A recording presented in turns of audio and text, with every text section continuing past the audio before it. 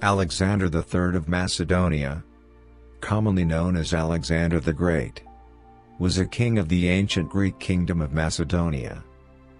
He succeeded his father Philip II to the throne in 336 BC at the age of 20, and spent most of his ruling years conducting a lengthy military campaign throughout Western Asia and Egypt.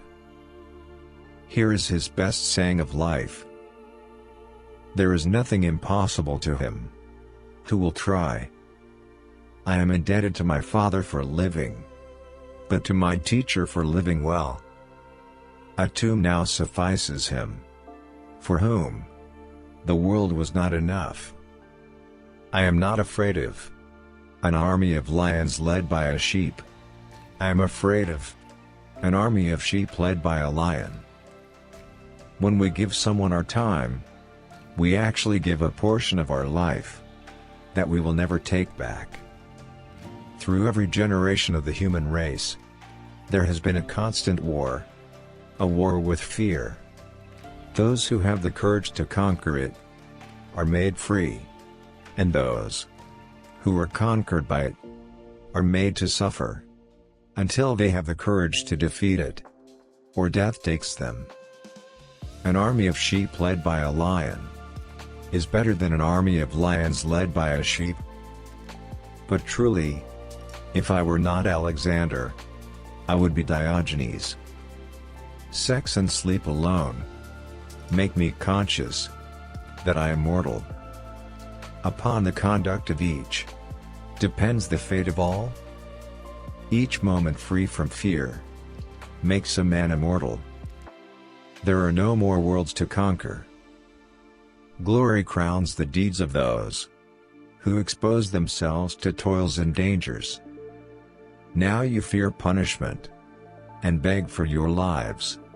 So I will let you free, if not for any other reason, so that you can see the difference between a Greek king and a barbarian tyrant.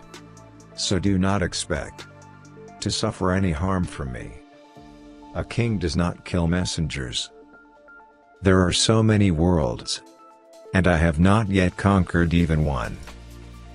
When you bury my body, don't build any momentum, and keep my hands outside, so that the world knows that the person who won the whole world had nothing in his hand while dying.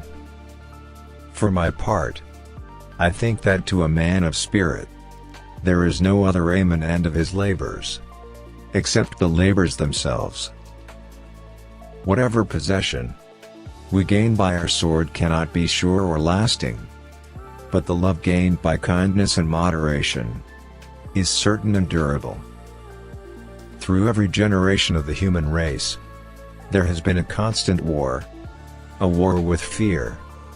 Those who have the courage to conquer it are made free, and those who are conquered by it are made to suffer until they have the courage to defeat it, or death takes them. You shall, I question not, find a way to the top, if you diligently seek for it.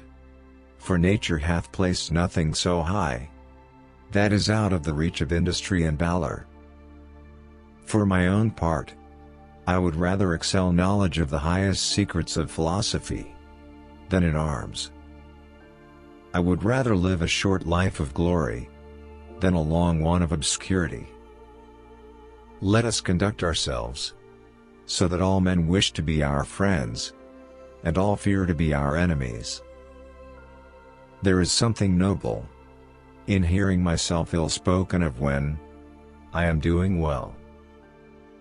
With the right attitude, self-imposed limitations vanish. As for a limit to one's labors, I, for one, do not recognize any for a high-minded man, except that the labors themselves should lead to noble accomplishments. In the end, when it's over, all that matters is what you've done. How should a man be capable of grooming his own horse, or of furbishing his own spear and helmet, if he allows himself to become unaccustomed to tending even his own person, which is his most treasured belonging.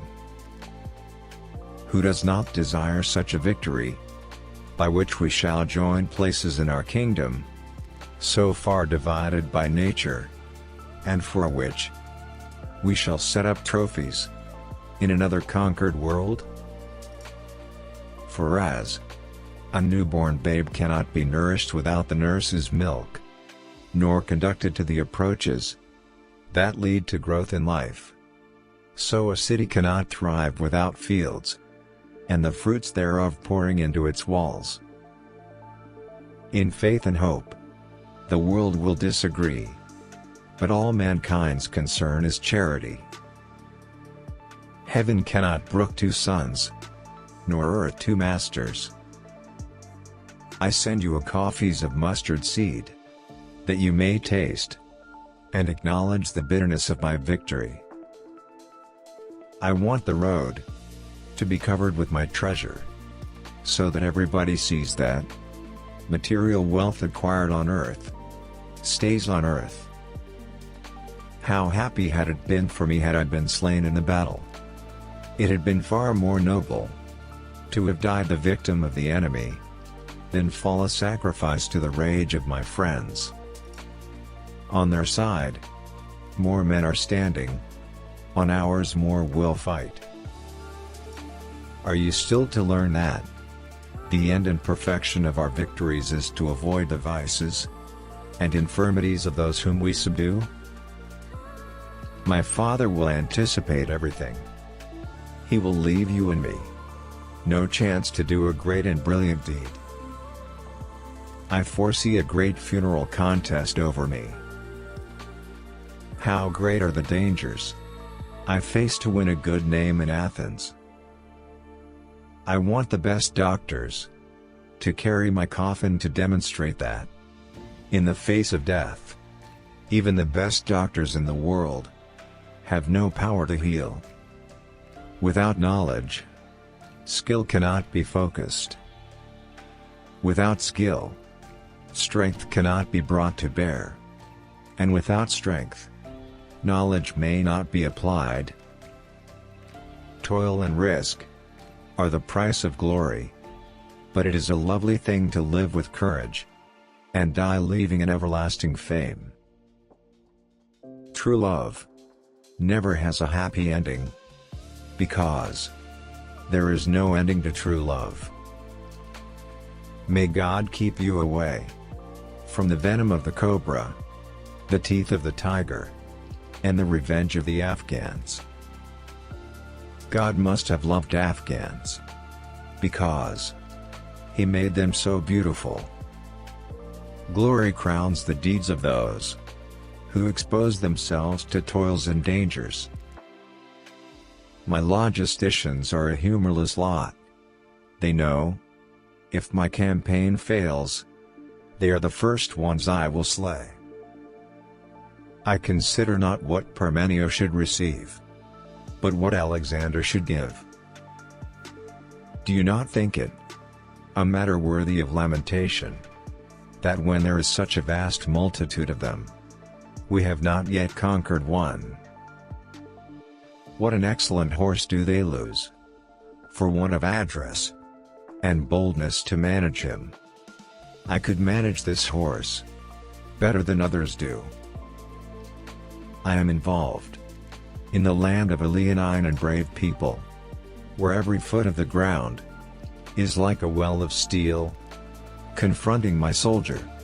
You have brought only one son into the world, but everyone in this land can be called an Alexander.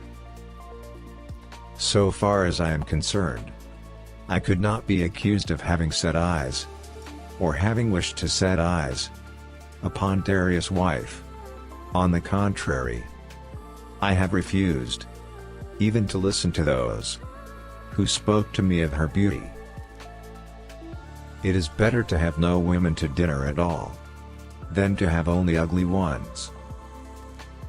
I have been appointed leader of the Greeks, and wanting to punish the Persians, I have come to Asia, which I took from you.